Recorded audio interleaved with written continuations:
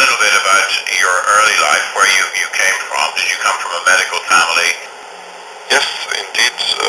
Both my parents were medical doctors, and my father, maybe not surprisingly, was urologist. Where in Germany were you from originally, and did you go to high school there, etc.? Where did you go to university? Yes, I'm born in Frankfurt, and my parents lived in Frankfurt because my father had his urology training in Frankfurt at this time, and then he moved to Limburg, which is a small town on the freeway between Frankfurt and Cologne, about in the middle. And my father was practicing urology in private practice and also in the hospital as consultant at that time. I went to the high school in this little town Limburg, which is called Thielemann Schule, and I went through a so-called humanistic education, which is quite uncommon today because it starts with the Latin language, and second language is ancient Greek, and only the third language was English, so my English was quite bad when I started to study medicine. And then you went on to study medicine. Was that in Frankfurt or somewhere else? No, I went to the Philipps University in Marburg. Marburg, again, is very old, small university town in northern Hessen. This is the state where I was born and where also Frankfurt and Limburg is in.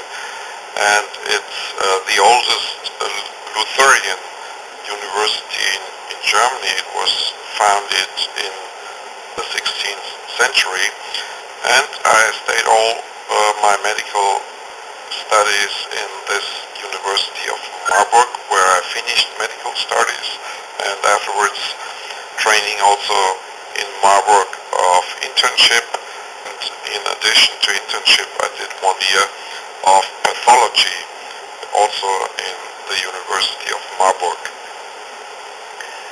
So then, of course, you did your urological training in Mainz, and this was where we first met. A very happy circumstance that was.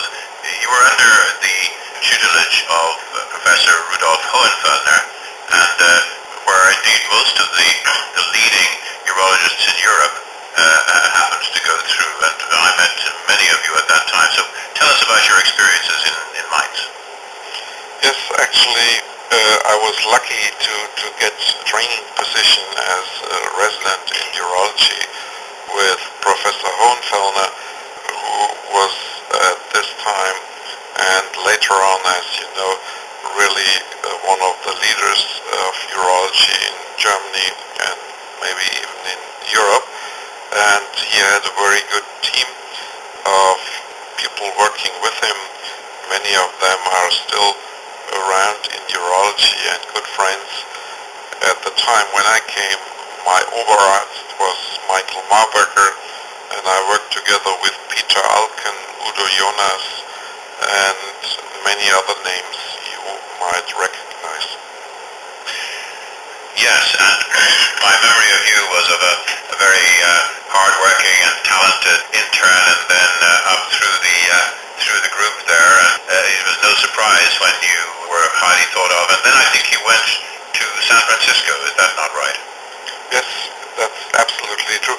I did in the year 1980-81 a research fellowship on urology and urodynamics with Emil Tanago in San Francisco, which was kind of a real turning point in my academic life, because as you know, the Mainz University was very, very busy clinically, and we did research, of course, but we didn't have the off time to go in depth, and I was able to do that in San Francisco with Emil Tanago.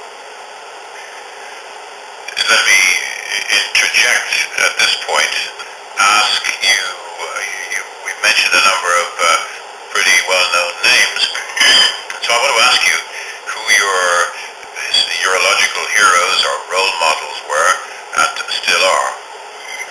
Well, during my training, my direct mentor at the Mainz department was really Johannes, since I was very much interested in lower urinary tract function and dysfunction, and he was also the one who made a connection with Emil Tanago. He had been several years ago at his lab and done some of his research at the place of Emil Tanago, so when I came along he made this connection for me.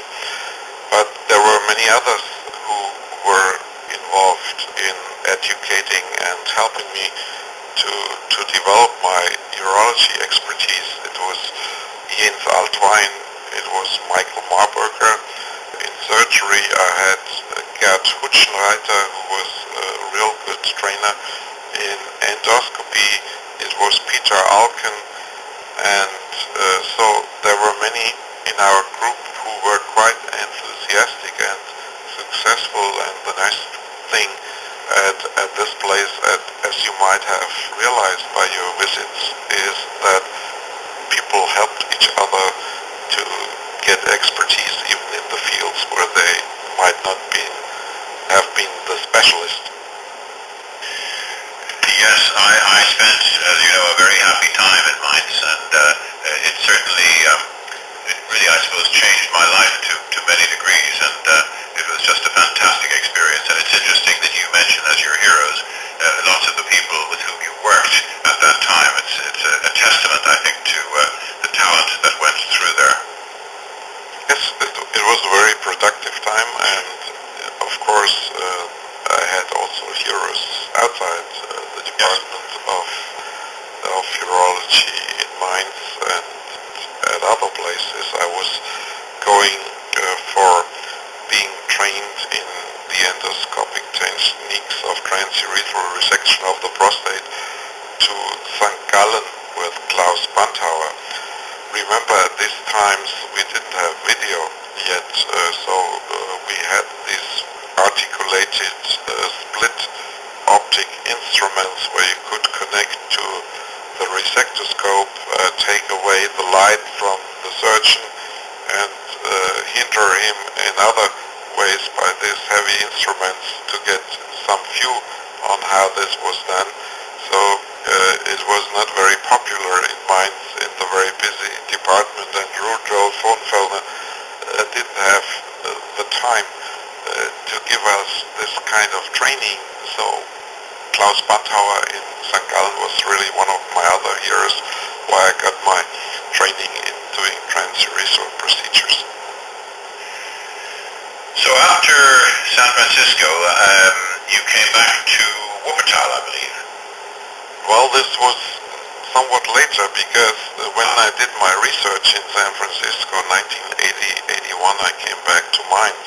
Mainz, yes. Yes, and I went to San Francisco actually a second time for another 1.5 years, at this time in a clinical position. That was 1985-1986. Remember, at this time the shockwave stone treatment came to the US and many stone centers opened, and there was a big need for this kind of expertise as well as expertise in the endo-urological stone procedures of percutaneous nephrolithotomy and ureteroinoscopy.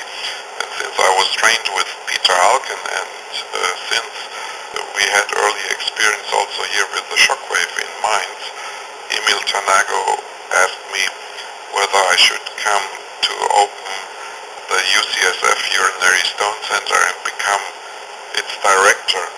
Half a year ago, the first lithotripter center was opened by Christian Chaussy and Gerhard Fuchs in UCLA in Los Angeles, and the UCSF Stone Center was the second one. So I went again to San Francisco for 1.5 years. From there, after I had finished this, I chair of urology to the Department of Wuppertal. Of course, well, I won't say that the aim was, but I know that you had Mainz in your sights, but obviously you enjoyed your time at Wuppertal, but then ended up, of course, as Rudolf Hohenfeldner's successor in Mainz. I was 10 years in the Department of Urology Wuppertal and University of Witten-Herdecke. I was elected to become the successor of Rudolf Hohenfeldner, which of course made me quite proud. This was of course, probably like for most of academicians, if they are able to follow their teacher, this is certainly a big honor, but also usually a big task and challenge. So let's hear how you faced that challenge. Obviously, when you step into the shoes of one of the world leaders and try to maintain the good that he's done, but obviously to make changes yourself, how did you approach all of that? Not without difficulties, of course, because if you are following one of the heroes, you are not only standing on the shoulders of these heroes, but you are also watched, and this is initially certainly not an unproblematic challenge, because every change you might introduce in a well-functioning and very highly respected system might be seen as a criticism of what has been done before. So I tried not to be too progressive in changing things very early. However, some things I needed to change and develop, and so I started slowly and then tried to find my way. I think that is a very good answer to my question. Obviously, I know how when one takes over a new department, these problems can develop. But I think that you've obviously handled it extraordinarily well, because I think, really, to be fair, a lot of very good people have come from your department, and I know that a number of them are now in good positions around Europe. Yes, I'm quite happy with how things developed, and I have so far 7 people who have chairs in urology in Germany, and one of them also, who is Markus Hohenfeldner, has the chair of the Department of Urology at the University of Heidelberg. So the people who are working here have done some great work and have succeeded to become successful as well. Joe, you have been obviously president of the German Association of Urology, and now you have become president of the International Society of Urology, the SIU. Do you want to just tell us about, obviously there are 2 other different experiences, but I well remember you very kindly invited me to the meeting when you were president, and just tell us I think that's of the German Association, so please tell us the different experiences of these 2 big posts. Well, in Germany, the president of the German Urological Association has his role for 1 year, and in principle this role is to prepare and help to organize the Congress, the annual Congress. The scientific program is dealt with by a scientific program committee, but the president has some influence on the educational part of the plenary speakers, and so the topics which will be dealt in plenary sessions. And of course the president has to deal with the social program and give the Congress his flavor in one way or another by selecting topics of podium sessions, and these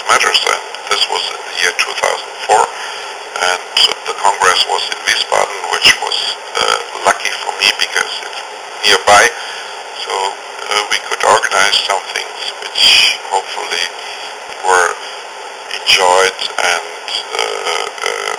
recognized by the people.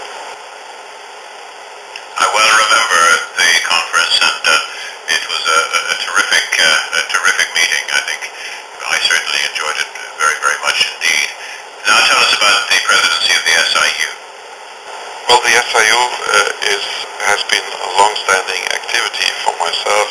Rudi Hohenfellner, who was in the board of the SIU for many years and has been president of the SIU, I think it was in the year 1994. I'm not exactly quite sure, with the Congress in Sydney. He then brought me into the SIU in the board of chairmen for putting up one enterprise at this time, which was called website and telecommunication. So in this year, that was 97, it was quite new to have websites established for the associations and have also electronic communication established. And as you know, the SIU is the only global society and has many philanthropic aims to fulfill. Communication with high speed and low cost is a major issue in order to accomplish these goals. So after a few years, I was advanced from chairman of the Internet and Telecommunication Committee to the Institute and Scholarships Committee, where I was responsible in setting up a program, a teaching program, basically for developing countries of the third world, mainly Africa, but also in Asia, where we certified so-called SIU training institutes and gave away scholarship grants for people to be trained in basic urology, possibly in the same continent, so that costs of traveling, language and cultural differences wouldn't be offensive. And this is a program which has developed quite well. More than 150 scholars have been trained today worldwide in these training institutes, and we have also developed some of the training centers in Africa as permanent institutions, one of which is in Medani in Sudan, where they train now people from their country and other African countries at site without major traveling. And last year in the Congress in Shanghai, I have been elected president of the SIU. This is for 2 years, with the main Congress being in October 16 to 20, 2011 in Berlin. And this year we had an intermediate Congress in Marrakesh, so-called topical-oriented meeting dealing with lower urinary tract dysfunction, which was quite successful with about 2,500 participants. Joe, can I just ask you a few general questions just when we come to the end of this very enjoyable interview? Just tell us what in the future, in the next 10 years, tell us the advancements, if any, that you expect to see in urology. In surgery, in urology, I would expect that the future will have moved towards the endoscopic part of surgery. So I think laparoscopy and robotics will play in the future a similar role which did TURP and play in the past for the identification of our specialty. I think this will happen. Depending on the country where one practices, I feel that medical therapy of oncological urological diseases will also be a major issue. I know this is political, but since we are doing in Germany our chemotherapy and other medical therapies for tumors in our own specialty. I'm quite confident that this should be a model for many countries where this still is different, because for the patient and from the patient points of view, it is quite an advantage to have all kinds of treatments for one tumor from one hand, if not all, so at least surgery and chemotherapy obviously will be interdisciplinary cooperation with radiotherapists and other people treating tumors. I think this will be one more issue to develop it, since there are much more systemic therapies upcoming as compared to the chemotherapy of the past. We now have the targeted therapies, for instance for renal cell cancer, and we will getting much more of these therapies and more individualized therapies, where it even will be more important that the treating physician, the urologist, has a long-standing contact with the patient and knows exactly his history, pathology, and responses to treatment. Do you think that, for example, in prostate cancer, we can anticipate within the next 10 years a specifically targeted therapy such as Herceptin in breast cancer? I'm not sure if this is really on the horizon. There are some new exciting medical treatments for prostate cancer being developed and evaluated in the present, but if we will have targeted therapy which will be as important as Herceptin in breast cancer, I'm not sure about this, but I would not be curious if it would happen because of the many similarities between these two hormone-dependent cancers. Many things which happen in prostate cancer are similar in breast cancer and vice versa. Joe, just to finish off, just a few questions about, general questions about your own interests. We asked you about your urological heroes. What about heroes from history? Any specific heroes there? Yes, since, as I told you, I was trained in the humanistic system, I'm very much interested in the ancient history, specifically of the Greek and the Romans.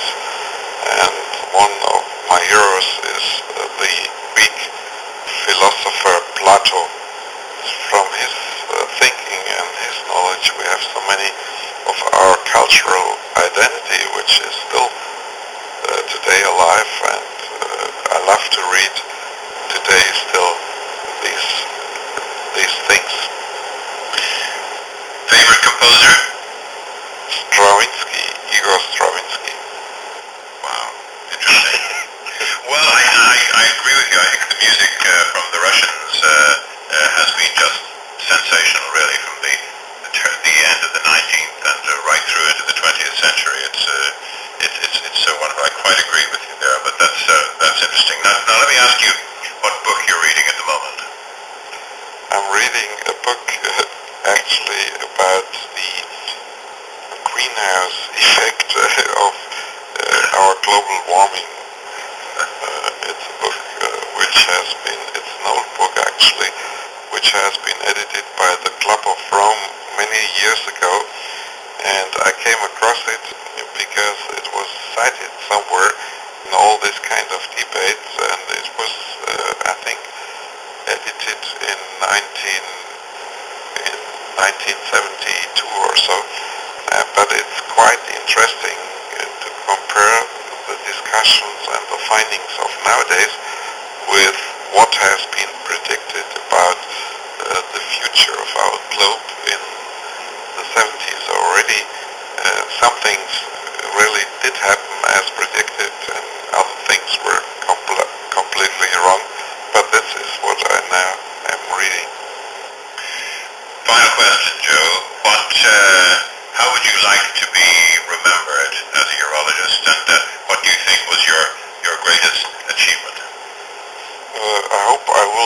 remembered as one who was sitting with John Fitzpatrick at a nice evening in Gebirg. I can only remember those with the greatest of joy.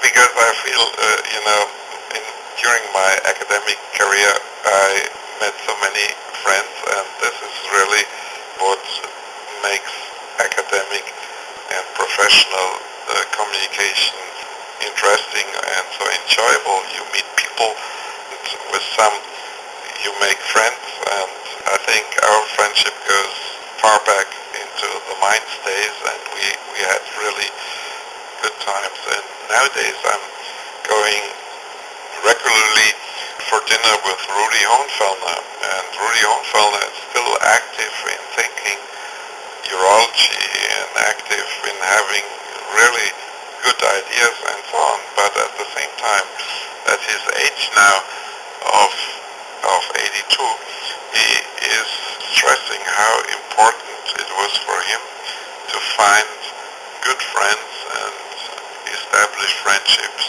which last beyond the professional life.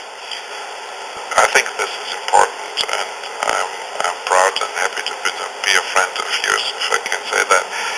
In urology, the thing which I was thinking and working most about was at this time the principles of continent urinary diversion, be it continent cutaneous diversion or continent orthotopic diversion, and it was really the Mainz pouch which I think is closest to my heart.